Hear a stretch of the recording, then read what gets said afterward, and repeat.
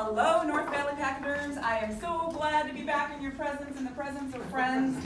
This is my favorite group. I tell you that every time. This is where the principal conservatives live, and I consider you my friends. And I'm very, very thankful to be here with you today. This is my opportunity to share with you a legislative summary, what we experienced over the 90 days, 87 days that we spent in the legislative cycle, the 66th legislature. And it's hard. It's hard to condense all of the things that we did into a small segment of time. And quite honestly, I would love to be able to share with you all of our victories and all of our successes, and that we came home heroes. I would love to be able to do that because I love the Republican Party, and I love the Republican platform, and I love what it stands for and what we stand for.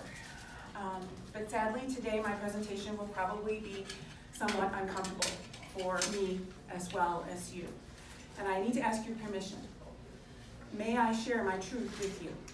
Absolutely. May I share what I experienced? Yes. Thank you. Thank you, I appreciate it. You want to know my perspective, the truth of my perspective. I appreciate that. Okay, so I'm old school. I work off a little easel, and my You're even easel, older school than I am. and my easel's not I'm old school. cooperating very well. But we'll see how this works. We'll just have to go with it and adjust and overcome as we need to. Show of hands, is everybody aware that there's a rift in the Republican Party? Good. So we don't have to pretend that there isn't one. Good, I'm glad to hear that. A few Sundays ago now, there was an article in the paper. I think it was something titled 3 Solutions Caucus members from River Valley County share their perspective, or something along those lines. And there was a comment made by Representative Beatty about principles, about those of us who stand on principles, we claim our principles, and then we don't have to think any further. Okay? And so I'm one of those. And quite frankly, he's right. Whenever I decide that there is a principle that's been broken, that I adhere to, whether it be biblically or constitutionally, or on the Republican platform, if it's outside of the parameters, then he's right. I'm a no, and I'm moving on, because there's way too many bills to be considered and way too much to do in the legislature to waste time. But I want to share a little bit about my growing up and my experiences that led me to be what I consider to be a principled person. I certainly wasn't always. I hope to become more and more principled as I go through my lifetime, because I find security in principles that are tried, true, and tested and proven to work. Okay? This principle is something that's very familiar to anyone who's ever built a building. I'm sure Jacob knows about it. It's the Pythagorean theorem. Or if you're my father, who my father was a general contractor. We had Dick Manzella and daughter, general contracting. And he used to take me to the job site, and we would lay out buildings. And this was what he called, with his 9th grade education, a man who ran several successful businesses and a pilot and accomplished everything he ever wanted to accomplish, had a 9th grade education, because that's what the American Dream did for him. He called it the squaring principle of 3, 4, 5.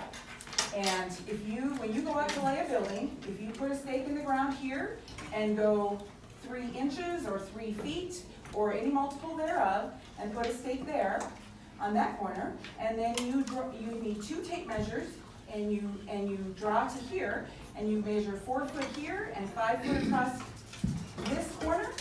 This will be guaranteed 100% of the time a right angle corner.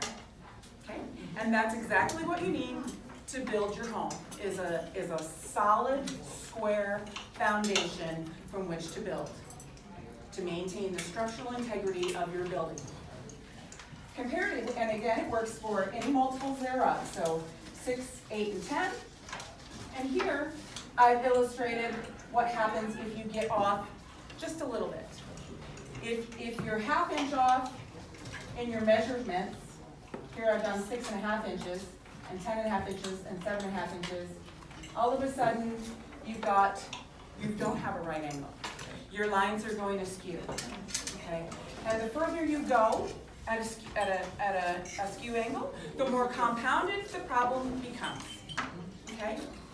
And that is an example that I see with a problem within our legislature, that we are putting layer upon layer upon layer of law and regulation outside of the principles of our Constitution, okay? And when we do that, there is no reasonable place to stop. We have no chance of squaring our foundation again and building any structural integrity into our program. So I want to share that with you. And I want to share, I'm going to give you an example.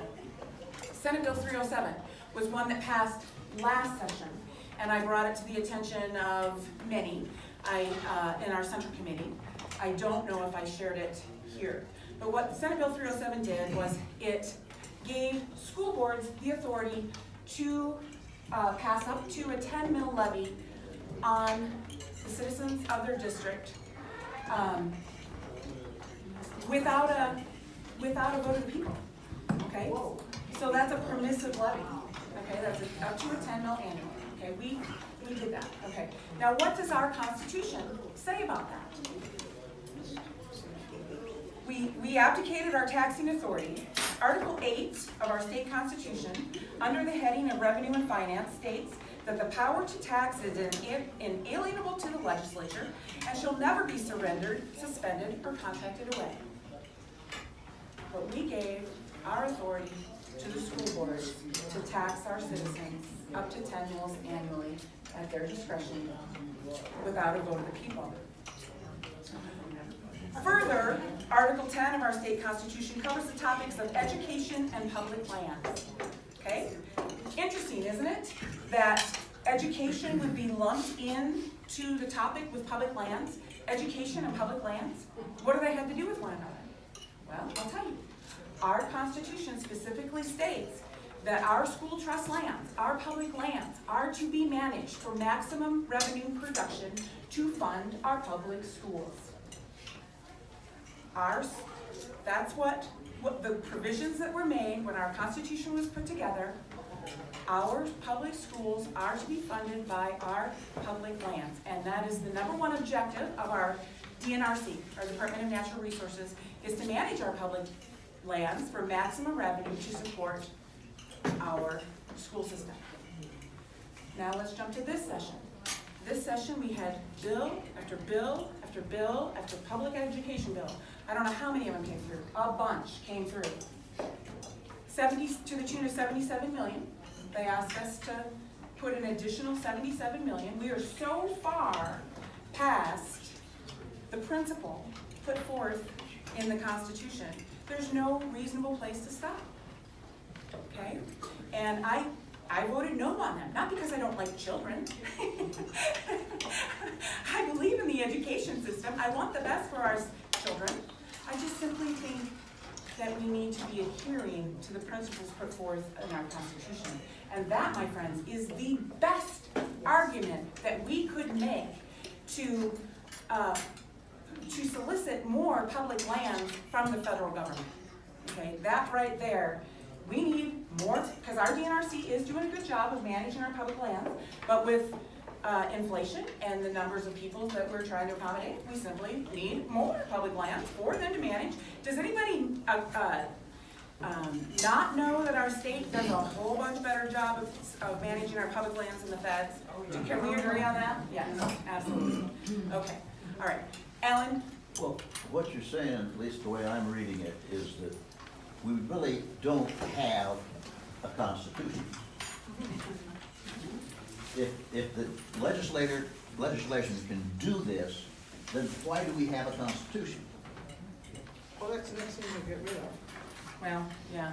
You know what, and I should have said it, I meant to say at the beginning, that I got a lot of information to share with you, far more information than I could possibly share in a short period of time. So I am going to ask that you, we love to interact, and I love to interact with you, but I do have so much information, I would like to ask that we hold our questions and comments till the end, if you would be so kind. Okay, so that's where I stand on the principle thing. I am always going to be a principled voter, okay? I'm a simplistic person, I'm a horse trainer. It's worked for me throughout my life. You know, being fair and consistent and doing the same thing the same way every time has led me to 23 state, national, regional, and international championships with my horse. You know, it's worked for me. So, so that's my response to the comment that we quit thinking. You know, we claim our principle and we quit thinking. I guess maybe he's right. So now, moving on to the legislative session, we had 58 Republicans in the House, 42 Democrats. So we had a comfortable majority, and the Republicans owned the House. We owned the House. Whatever went on there, we own it. 58 Republicans. We had a comfortable majority. In theory, we should have been able to pass or deny passage of any bill that made it to the floor. We had the majority. That's exactly where we want to be, right? Yay, Republicans, 58 majority. Sadly, right in the beginning of the session, after the election of leadership, it became readily apparent that we were not united as the Republican caucus. And that's really nothing new. In 2015, we had 12 Republicans that voted regularly with the Democrats. And that resulted in the passage of the Water Compact, that is the biggest takings of rights to this day, in my opinion, passed on an illegal vote that we could not control. And also that was the session that we passed the original Veteran Care Medicaid expansion program that resulted in 97,000 able-bodied citizens without children being added to the Medicaid rolls. 2017 session, we had 13 Republicans that voted regularly with the Democrats. But this session, that number started at approximately 16 and rose over time to 20. Bear with me a minute here. I'm going to find my pages and see if I can.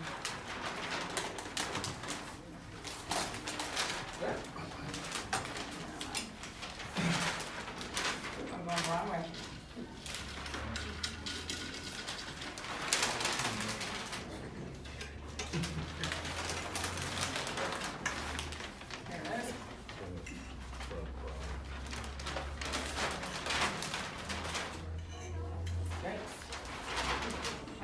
Get tech savvy and do computer stuff, aren't I? No. It's wonderful, just like that. What's that? It's fine, just like that. Okay, all right. Okay, so although we live in a constitutional republic, we all agree on that, right? We live in a constitutional republic. We take an oath before God to uphold both the state and the federal constitutions. That is a covenant with the Lord himself. It always has been, and there is an accounting that goes along with that oath.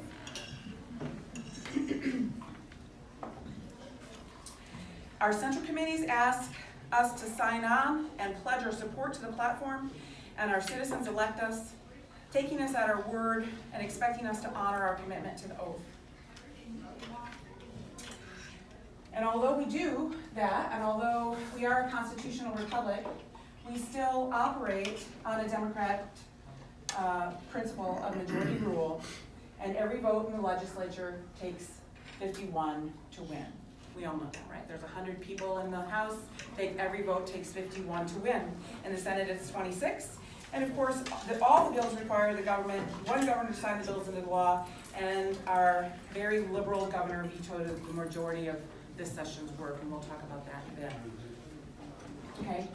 But when you take 58 of our Republicans, and you take 20 of them and add it to the 42 Democrats, and they consistently vote with the Democrats, you can see that we're not going to win any votes. We're simply not going to win any votes. So in my opinion, that is the biggest issue that we Republicans need to face and need to talk about within our own ranks and within our own home. What does it mean to be a Republican? How serious are we about our platform and adherence to our platform? I'm very serious about it. When I was recruited to run by that man over there, I'm blaming him, you know, I felt so very, very unworthy of the job and the task. But he guided me to the Constitution. You need to know the Constitution, and you need to know what the Republican platform states. And our Republican platform is generated every 2 years by our grassroots Republicans in our state, okay? And that is the way it should be. That is absolutely the way it should be. We get to self-define what Republicans are. And our people have told us, and we have a great platform. It's a great platform. How many people have read the platform? Awesome. I have a few copies if anybody would like one.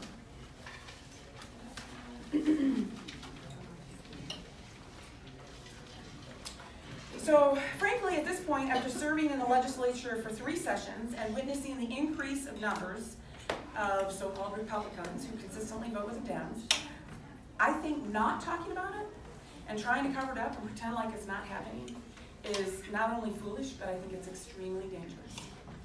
I agree. I think it's extremely dangerous. This is not happening by accident.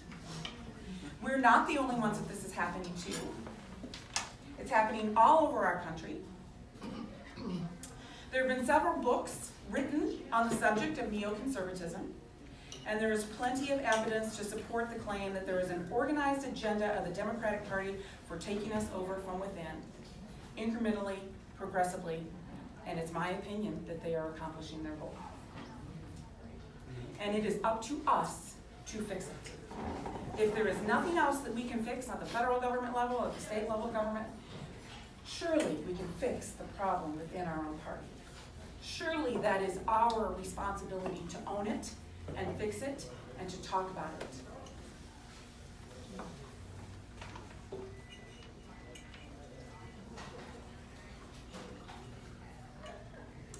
And there's a lot of people who don't want to talk about it. They want to tamp it down, cover it up, not discuss it. This is a quote from Elie Wiesel, who was a Holocaust survivor. Neutrality helps the oppressor and not the victim. Silence encourages the tormentor and never the tormented. And I think that's where we're at. We've been silent about this issue for far too long, and we absolutely need to discuss it. So that's what I'm here doing with you, and I'm sorry I'm not here to be hippy skippy Mary and blow smoke up your dress.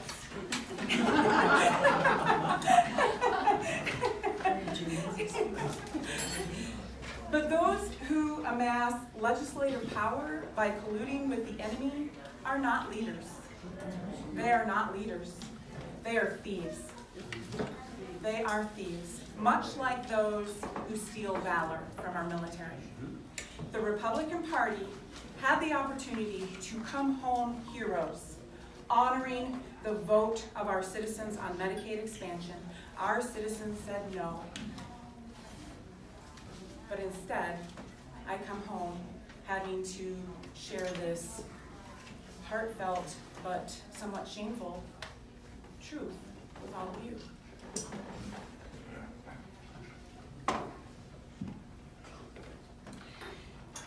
So again, this session I was on the policy side of the legislature, and again this session we had a very strong Judiciary Committee. Let's talk about some things we did right. Judiciary Committee, that's where all the most principled ideologues, that would be me, wear it like a badge of honor,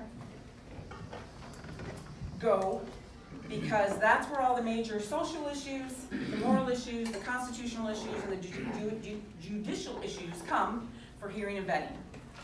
We're also known as the Kill Committee because we know that it's actually more important to kill bad bills than it is to pass good legislation. We got plenty of laws out there, let me tell you, plenty of laws.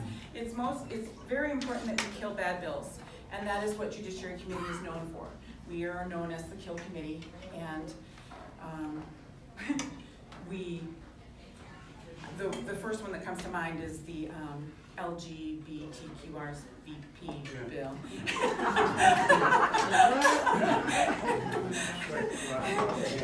You know, that was an interesting situation. probably don't even need to go into it, it might be too long, but we managed to stave that one off anyway.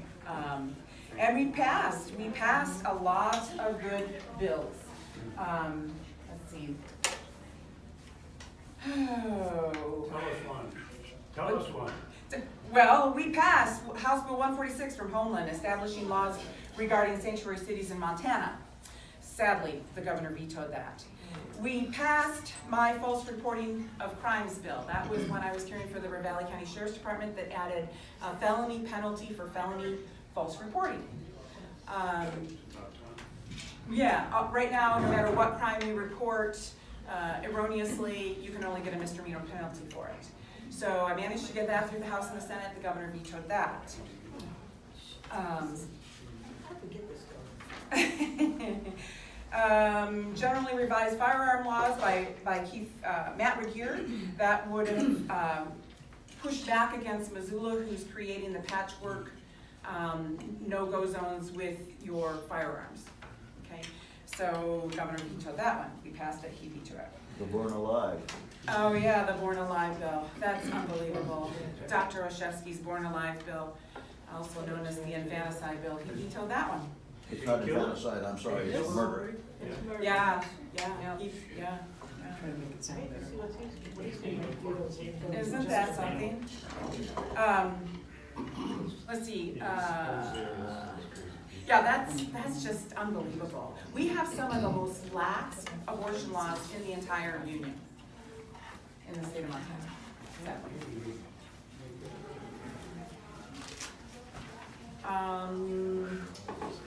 We passed the Adopt a Montana Pain Capable Unborn Child Protection Act, and he vetoed that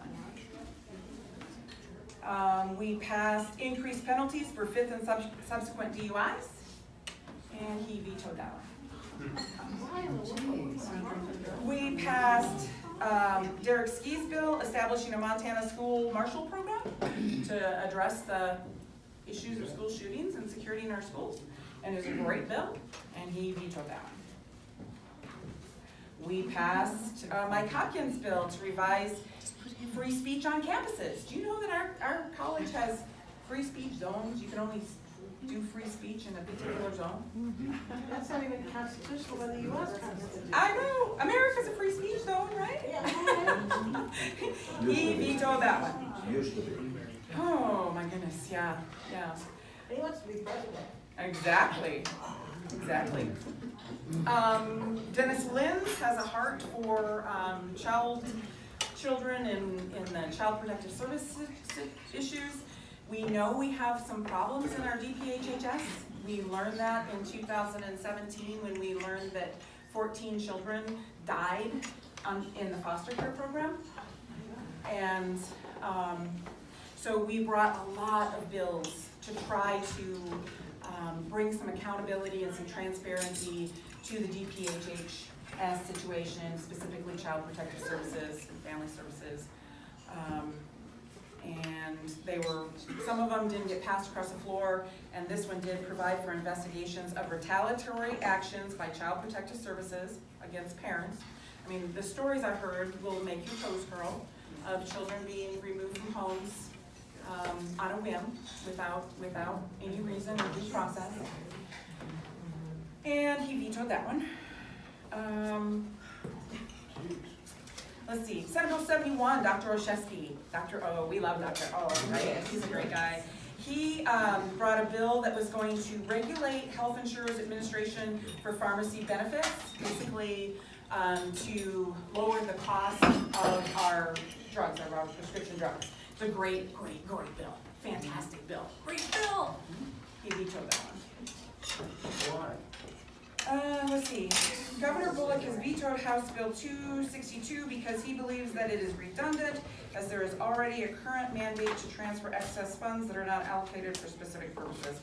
That's basically just mumbo jumbo for he didn't like it. So he vetoed it. Yeah. What we learned is that there's the middlemen, these, what are they called, PBMs, pharmacy benefit managers. Yeah, the middlemen, they get lots, they rake in the dough. They're the people that rake in the dough between the drug manufacturer and pharmacy and And the pharmacy, yeah, yeah. Yeah, so we were trying to address that, and that was actually brought by our auditor's office. Matt Rosendale's doing a fantastic job, you guys. He's really doing a good job for us, so that's, one we can be proud of, for sure. Let's see, Keith Regier brought a bill requiring a provision of information before the performance of an abortion. All it did was, required a doctor or an abortion provider to offer the mother the opportunity to look at an ultrasound before she had an abortion. And that didn't mandate it, just offer it. He vetoed that one. They don't want them to know, do they?